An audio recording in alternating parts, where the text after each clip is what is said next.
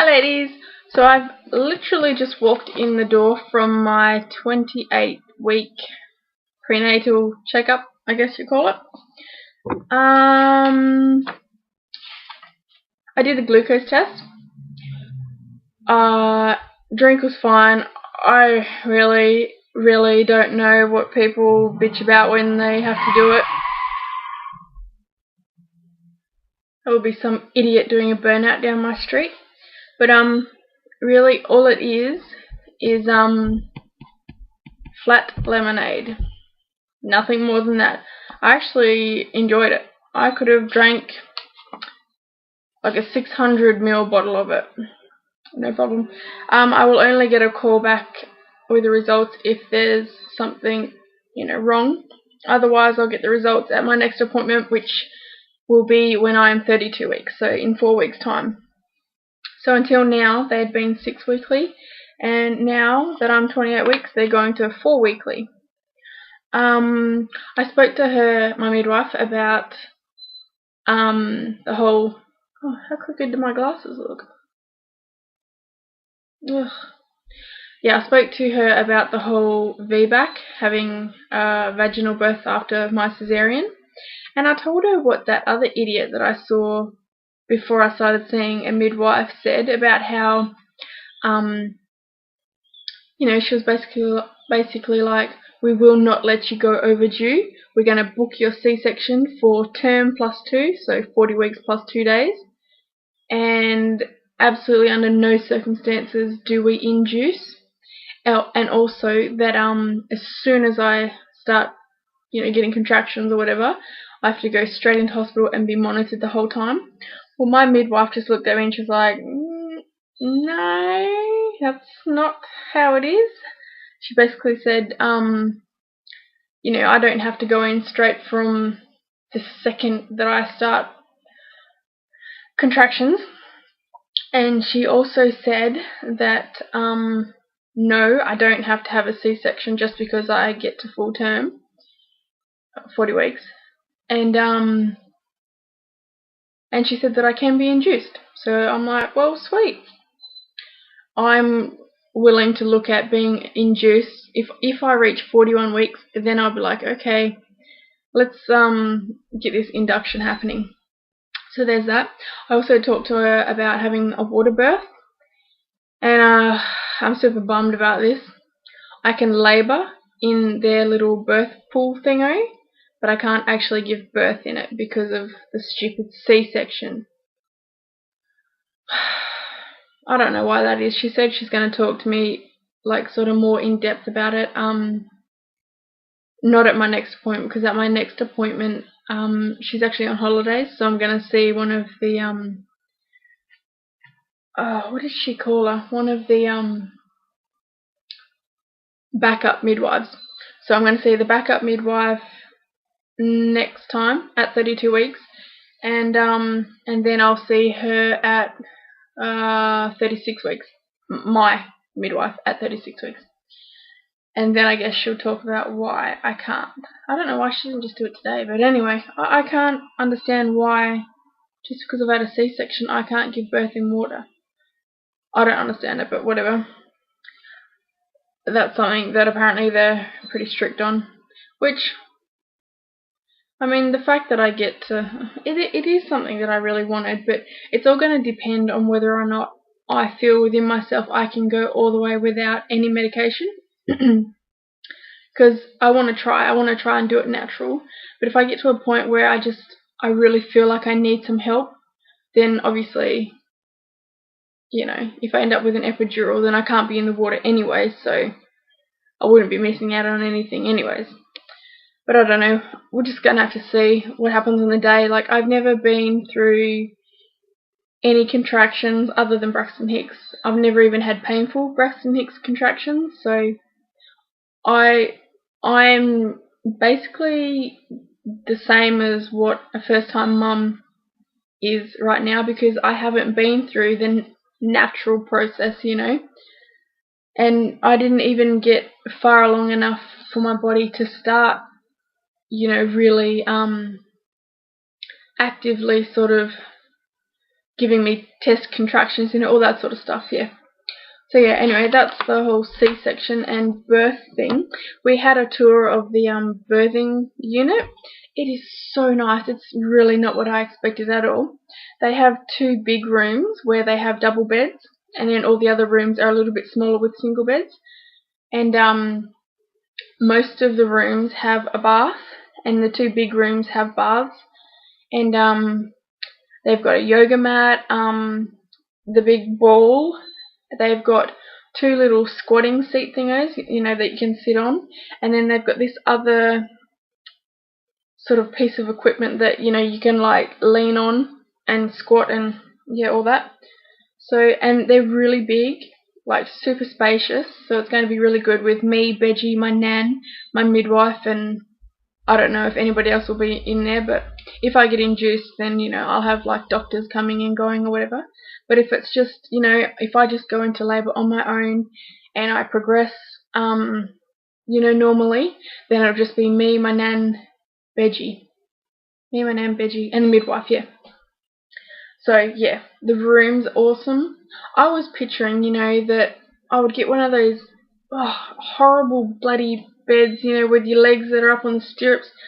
When I think of labouring like that, I just think, no, that's not what I want. I don't want to be laying on my back with my legs up in the air, I want to sort of do what feels, comfortable and natural to me. So, if that means I want to, I don't know, sit over the ball, then so be it. If it means I want to, just sort of lean on the edge of the bed, then whatever. I want to go with what I feel is, good for me. Not just on the bed, legs up in the air sort of thing. So yeah, we also saw the birthing units. And I asked to see the nursery because I thought that my hospital just had like a normal nursery, where like, say if the mother wants to get a little bit of sleep, then the babies can go into just like a nursery, like what you see in the movies.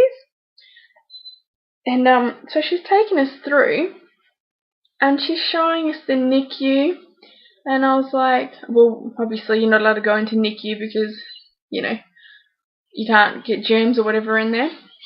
And I was, going to bed. I was like, oh, that's where Caden first was, and then he went down to the other NICU room. And then we went into, I'm getting all emotional. We went into the skaboo room that Caden was in.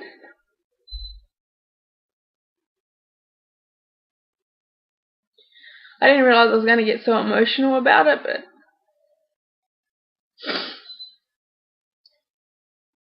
just being back in there, and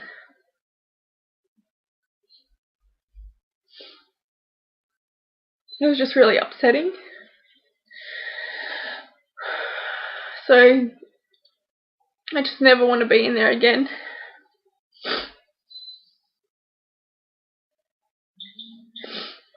Anyway, I had no idea that, just walking in there and just, sort of being like, oh, Caden was in that little room in the corner, and then seeing all the other little babies. I had no idea it was going to make me feel how it did, and clearly still does. Like, it was so long ago, and it's all I've ever known, and it's just what I had to go through, so I guess it affected me more than even I really ever thought it did. But yeah, just hoping to not ever have to step foot in one of those rooms ever again. And judging by how this pregnancy is going so far, it doesn't look like I will. She measured the fundal height, and it was 28 centimeters, so I'm measuring perfect for 28 weeks. She listened to the heartbeat. Heartbeat was perfect. They use like this really ancient Doppler, so it doesn't come up with like the actual heart rate. You can just hear it. Heart rate is perfect. My blood pressure was 105/60. She said that's perfect. I spoke to her about my weight gain, and I mentioned, you know, how I'd lost 2 kilos in the beginning, and she sort of looked at me and she's like, honestly, I think you needed the weight. I think you look a lot better with with some weight on you. And I was just like, if you say so.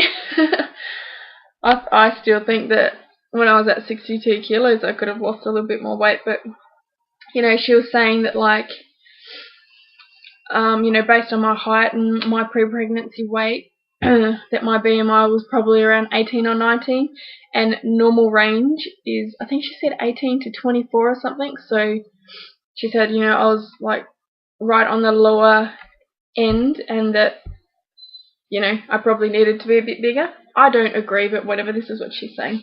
And she's saying that, yeah, considering I was 62 kilos before I got pregnant, and even though since 20 weeks I've put on 8 kilos all up, she said that those 2 kilos that I gained back don't count, so really I've only put on 6 kilos in 28 weeks, the whole time I've been pregnant. And she was saying, you know, like from the looks of me, it's obviously mostly all baby and fluids, and, you know, like it's not like I'm like just gaining unnecessary fat. So she's not worried about it all, because you know how I had mentioned that a kilo a week just seems like a lot to me. She was like, nah, it's perfectly fine. You look great. You're healthy. Baby's well. You know, you're doing fine. Don't worry about it. What else? We spoke about booking antenatal classes, so I'm going to call them. And the hospital also has a couple of other classes that I'm interested in. There's a breastfeeding one, and what was the other one? Oh, a childbirth after cesarean. So I'm going to have a look into that. And they've got a dad's one as well, which is apparently really great. So Benji is interested in that one.